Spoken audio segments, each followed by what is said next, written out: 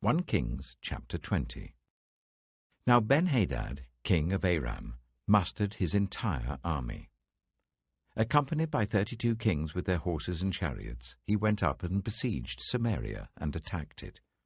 He sent messengers into the city to Ahab, king of Israel, saying, "This is what Ben-Hadad says, 'Your silver and gold are mine, and the best of your wives and children are mine.' The king of Israel answered, 'Just as you say, my lord the king, I and all I have are yours.' The messengers came again and said, 'This is what Ben-Hadad says, I sent to demand your silver and gold, your wives and your children. But about this time tomorrow I'm going to send my officials to search your palace and the houses of your officials. They will seize everything you value and carry it away.' The king of Israel summoned all the elders of the land and said to them, 'See how this man is looking for trouble. When he sent for my wives and my children, my silver and my gold, I did not refuse him.' The elders and the people all answered, 'Don't listen to him or agree to his demands.' So he replied to Ben-Hadad's messengers, 'Tell my lord the king, your servant will do all you demanded the first time. But this demand I cannot meet.' They left and took the answer back to Ben-Hadad. Then Ben-Hadad sent another message to Ahab. 'May the gods deal with me, be it ever so severely, if enough dust remains in Samaria to give each of my men a handful.' The king of Israel answered, 'Tell him, one who puts on his armor should not boast like one who takes it off.' Ben-Hadad heard this message while he and the kings were drinking in their tents, and he ordered his men, 'Prepare to attack.' So they prepared to attack the city.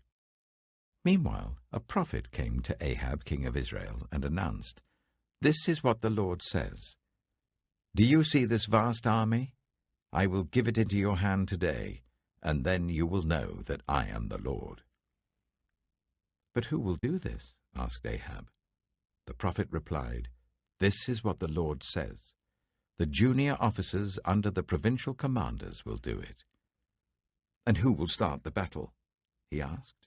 The prophet answered, 'You will.' So Ahab summoned the 232 junior officers under the provincial commanders. Then he assembled the rest of the Israelites, 7,000 in all. They set out at noon, while Ben-Hadad and the 32 kings allied with him were in their tents getting drunk. The junior officers under the provincial commanders went out first.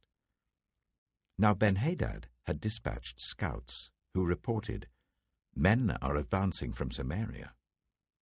He said, 'If they have come out for peace, take them alive. If they have come out for war, take them alive.'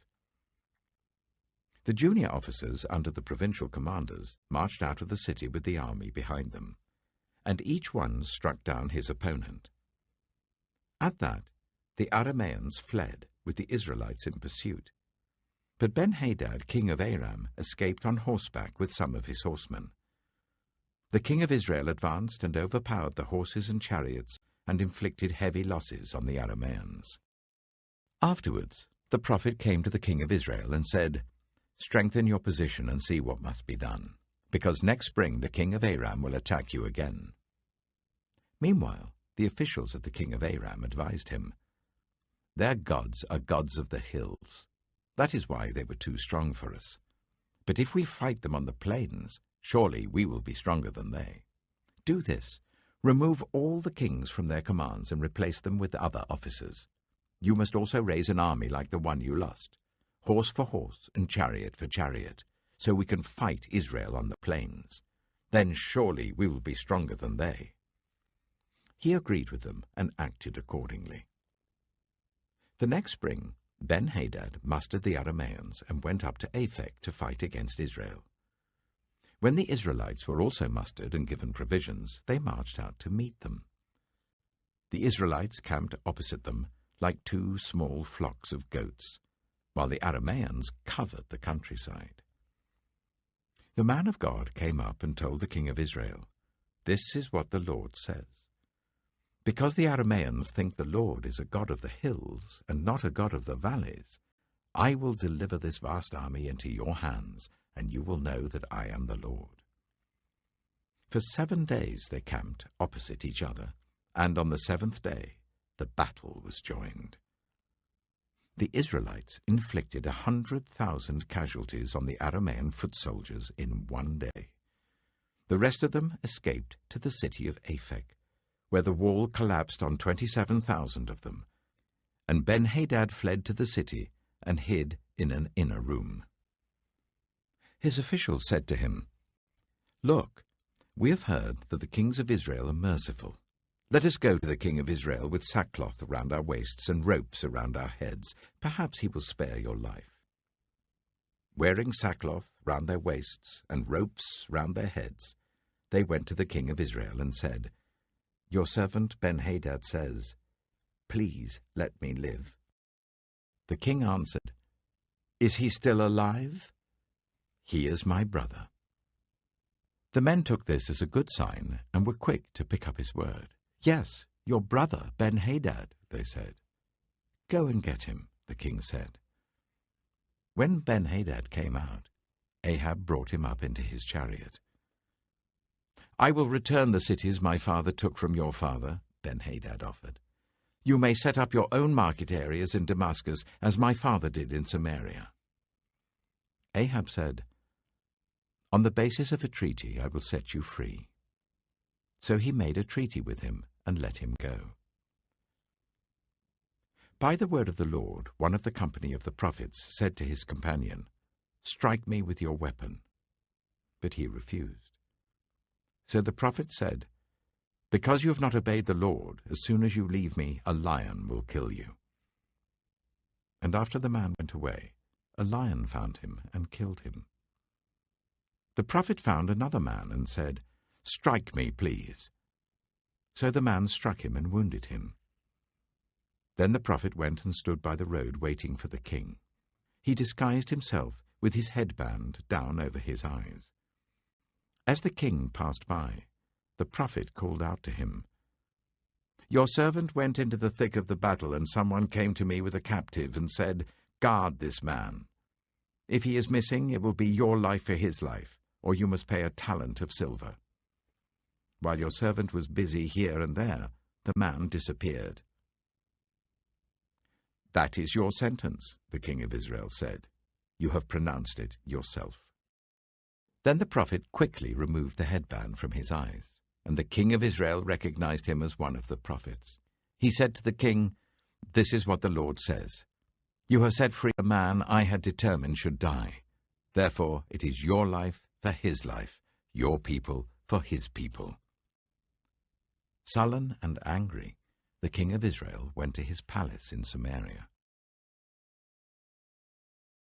1 Kings chapter 21.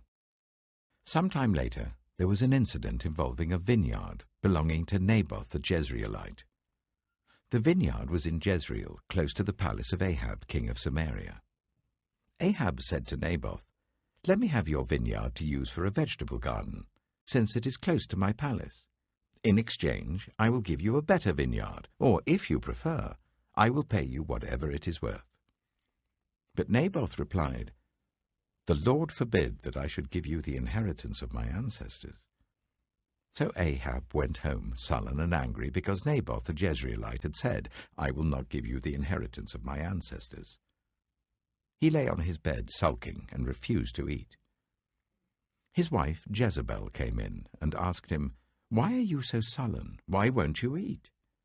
He answered her, "Because I said to Naboth the Jezreelite, 'Sell me your vineyard, or if you prefer, I will give you another vineyard in its place.' But he said, 'I will not give you my vineyard.'" Jezebel, his wife, said, "Is this how you act as king over Israel? Get up and eat. Cheer up. I'll get you the vineyard of Naboth the Jezreelite." So she wrote letters in Ahab's name, placed his seal on them, and sent them to the elders and nobles who lived in Naboth's city with him. In those letters she wrote, "Proclaim a day of fasting, and give Naboth a prominent seat among the people. But put 2 scoundrels opposite him, and get them to bring charges that he has cursed both God and the king. Then take him out and stone him to death. So the elders and nobles who lived in Naboth's city did as Jezebel directed in the letters she had written to them. They proclaimed a fast and seated Naboth in a prominent place among the people. Then 2 scoundrels came and sat opposite him and brought charges against Naboth before the people, saying, "Naboth has cursed both God and the king." So they took him outside the city and stoned him to death. Then they sent word to Jezebel, "Naboth has been stoned to death." As soon as Jezebel heard that Naboth had been stoned to death, she said to Ahab, "Get up and take possession of the vineyard of Naboth the Jezreelite that he refused to sell you. He is no longer alive, but dead." When Ahab heard that Naboth was dead, he got up and went down to take possession of Naboth's vineyard. Then the word of the Lord came to Elijah the Tishbite, "Go down to meet Ahab, king of Israel, who rules in Samaria. He is now in Naboth's vineyard, where he has gone to take possession of it. Say to him, this is what the Lord says. Have you not murdered a man and seized his property? Then say to him, this is what the Lord says. In the place where dogs licked up Naboth's blood, dogs will lick up your blood. Yes, yours." Ahab said to Elijah, "So, you have found me, my enemy." "I have found you," he answered, "because you have sold yourself to do evil in the eyes of the Lord. He says, I'm going to bring disaster on you. I will wipe out your descendants and cut off from Ahab every last male in Israel, slave or free. I will make your house like that of Jeroboam, son of Nebat, and that of Baasha, son of Ahijah, because you have aroused my anger and have caused Israel to sin. And also concerning Jezebel, the Lord says, dogs will devour Jezebel by the wall of Jezreel. Dogs will eat those belonging to Ahab who die in the city, and the birds will feed on those who die in the country." There was never anyone like Ahab, who sold himself to do evil in the eyes of the Lord, urged on by Jezebel his wife. He behaved in the vilest manner by going after idols, like the Amorites the Lord drove out before Israel. When Ahab heard these words, he tore his clothes, put on sackcloth and fasted. He lay in sackcloth and went around meekly. Then the word of the Lord came to Elijah the Tishbite. "Have you noticed how Ahab has humbled himself before me? Because he has humbled himself, I will not bring this disaster in his day, but I will bring it on his house in the days of his son." 1 Kings chapter 22. For 3 years there was no war between Aram and Israel. But in the 3rd year, Jehoshaphat, king of Judah, went down to see the king of Israel. The king of Israel had said to his officials, "Don't you know that Ramoth-Gilead belongs to us, and yet we are doing nothing to retake it from the king of Aram?" So he asked Jehoshaphat, "Will you go with me to fight against Ramoth-Gilead?" Jehoshaphat replied to the king of Israel, "I am as you are, my people as your people, my horses as your horses." But Jehoshaphat also said to the king of Israel, "First seek the counsel of the Lord." So the king of Israel brought together the prophets, about 400 men, and asked them, "Shall I go to war against Ramoth-Gilead, or shall I refrain?" "Go," they answered, "for the Lord will give it into the king's hand." But Jehoshaphat asked, "Is there no longer a prophet of the Lord here, whom we can inquire of?" The king of Israel answered Jehoshaphat, "There is still one prophet through whom we can inquire of the Lord, but I hate him, because he never prophesies anything good about me, but always bad. He is Micaiah, son of Imlah."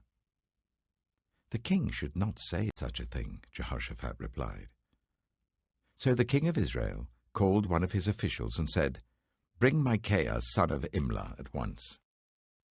Dressed in their royal robes, the king of Israel and Jehoshaphat, king of Judah, were sitting on their thrones at the threshing floor by the entrance of the gate of Samaria, with all the prophets prophesying before them. Now Zedekiah, son of Chenaanah, had made iron horns, and he declared, "This is what the Lord says. With these you will gore the Arameans until they are destroyed." All the other prophets were prophesying the same thing. "Attack Ramoth-Gilead and be victorious," they said, "for the Lord will give it into the king's hand." The messenger who had gone to summon Micaiah said to him, "Look, the other prophets without exception are predicting success for the king. Let your word agree with theirs and speak favorably." But Micaiah said, "As surely as the Lord lives, I can tell him only what the Lord tells me." When he arrived, the king asked him, "Micaiah, shall we go to war against Ramoth-Gilead or not?" "Attack and be victorious," he answered, "for the Lord will give it into the king's hand." The king said to him, "How many times must I make you swear to tell me nothing but the truth in the name of the Lord?" Then Micaiah answered, "I saw all Israel scattered on the hills like sheep without a shepherd, and the Lord said, 'These people have no master. Let each one go home in peace.'" The king of Israel said to Jehoshaphat, "Didn't I tell you that he never prophesies anything good about me, but only bad?" Micaiah continued, "Therefore hear the word of the Lord. I saw the Lord sitting on his throne with all the multitudes of heaven standing round him on his right and on his left. And the Lord said, 'Who will entice Ahab into attacking Ramoth-Gilead and going to his death there?' One suggested this, and another that. Finally a spirit came forward, stood before the Lord, and said, 'I will entice him.' 'By what means?' the Lord asked. 'I will go out and be a deceiving spirit in the mouths of all his prophets,' he said. 'You will succeed in enticing him,' said the Lord. 'Go and do it.' So now the Lord has put a deceiving spirit in the mouths of all these prophets of yours. The Lord has decreed disaster for you." Then Zedekiah, son of Chenaanah, went up and slapped Micaiah in the face. "Which way did the spirit from the Lord go when he went from me to speak to you?" he asked. Micaiah replied, "You will find out on the day you go to hide in an inner room." The king of Israel then ordered, "Take Micaiah and send him back to Amon, the ruler of the city, and to Joash, the king's son, and say, 'This is what the king says. Put this fellow in prison and give him nothing but bread and water until I return safely.'" Micaiah declared, "If you ever return safely, the Lord has not spoken through me." Then he added, "Mark my words, all you people." So the king of Israel and Jehoshaphat, king of Judah, went up to Ramoth-Gilead. The king of Israel said to Jehoshaphat, "I will enter the battle in disguise, but you wear your royal robes." So the king of Israel disguised himself and went into battle. Now the king of Aram had ordered his 32 chariot commanders, "Do not fight with anyone, small or great, except the king of Israel." When the chariot commanders saw Jehoshaphat, they thought, "Surely this is the king of Israel." So they turned to attack him. But when Jehoshaphat cried out, the chariot commanders saw that he was not the king of Israel and stopped pursuing him. But someone drew his bow at random and hit the king of Israel between the sections of his armor. The king told his chariot driver, "Wheel around and get me out of the fighting. I've been wounded." All day long the battle raged, and the king was propped up in his chariot facing the Arameans. The blood from his wound ran onto the floor of the chariot, and that evening he died. As the sun was setting, a cry spread through the army, "Every man to his town, every man to his land." So the king died and was brought to Samaria, and they buried him there.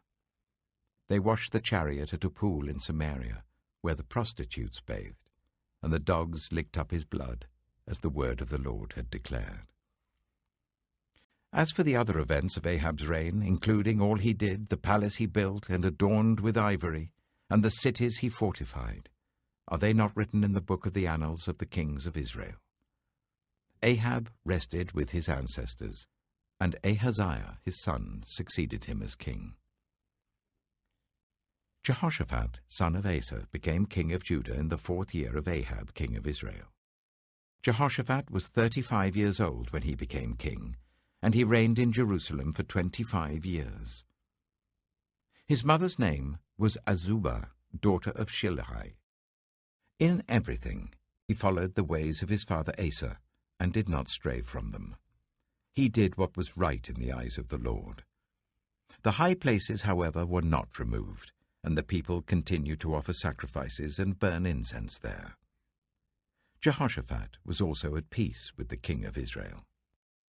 As for the other events of Jehoshaphat's reign, the things he achieved and his military exploits, are they not written in the book of the annals of the kings of Judah? He rid the land of the rest of the male shrine prostitutes who remained there even after the reign of his father Asa. There was then no king in Edom.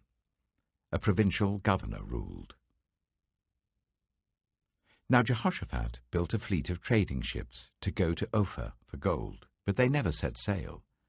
They were wrecked at Ezion-Geber. At that time Ahaziah son of Ahab said to Jehoshaphat, "Let my men sail with yours."